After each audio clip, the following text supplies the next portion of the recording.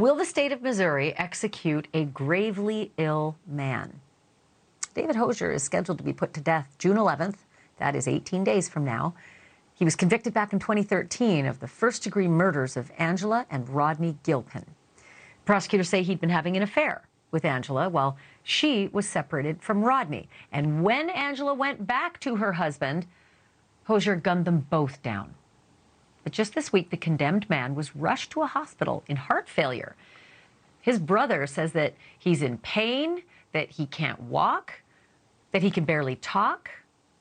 Nevertheless, last we checked, the state has not indicated there is any plan to halt the scheduled execution.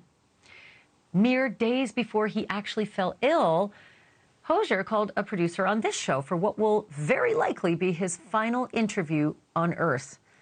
They discussed his life behind bars, his thoughts about being put to death, and his continued claim that he's innocent. Here's some of that conversation.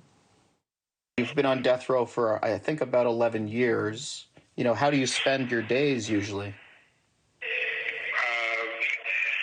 Well, like I said, Missouri is the only state in the union that death row inmates are out in general population.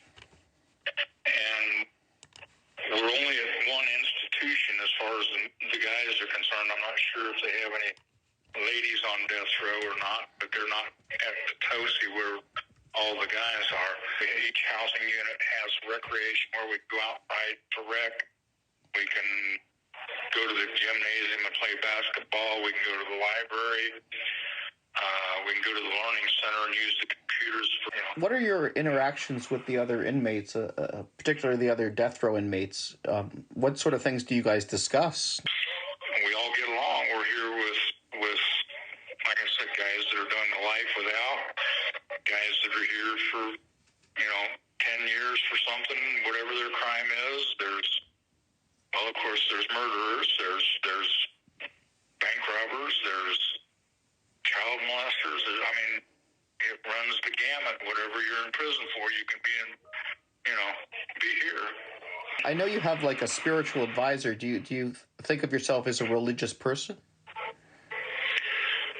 Well, I will put it to you this way. I was raised in a Christian family. My grandfather was a Christian minister. So I have been brought up in the Christian faith, and I do believe in Jesus Christ as my Lord and salvation. I believe in God. I believe in reading the Bible. And I know you've filed several appeals, and I've tried to follow your case as best as I can. And I was just wondering, do you still maintain that you're innocent of what you're in prison for? Not only do I maintain it, I am innocent. I was not in Jefferson City. I was not in Cole County. I was in the state of Missouri at the time that Angela and Rodney Gilpin were killed. I'm no angel.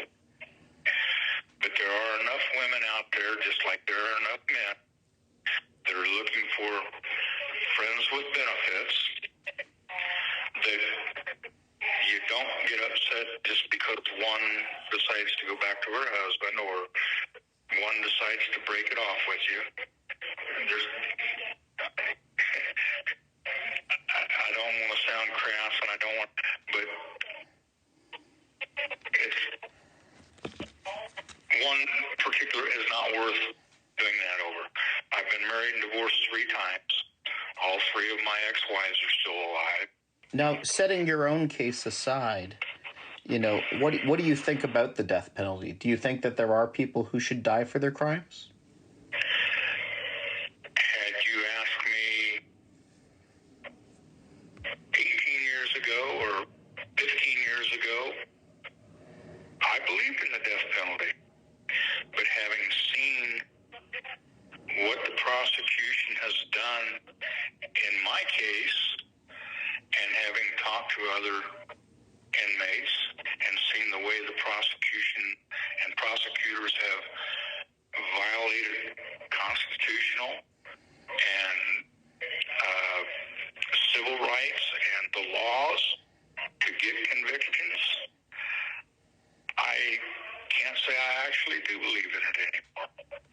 If you are executed, on June 11th, have you thought to yourself of what last words or message you would want to leave before you die?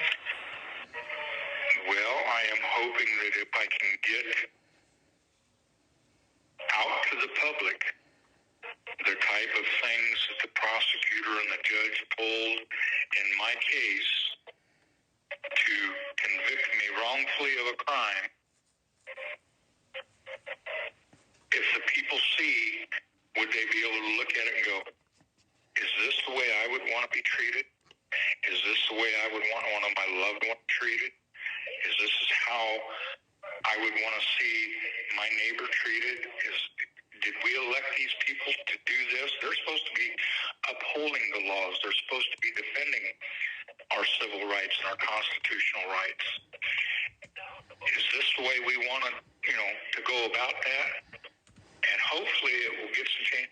If I could save even though I'm dead, hopefully I won't die in vain if I can at least save one person from going through what I've gone through.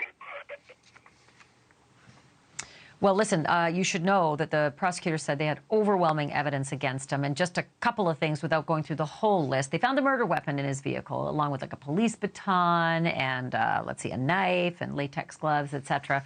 Again, the police said this was an overwhelming case. My great thanks to Chris Moloney, our producer who conducted that interview. Thank you for watching. Go to newsnationnow.com to find NewsNation on your television provider. And don't forget to click the red subscribe button below to get more of NewsNation's fact-driven, unbiased coverage.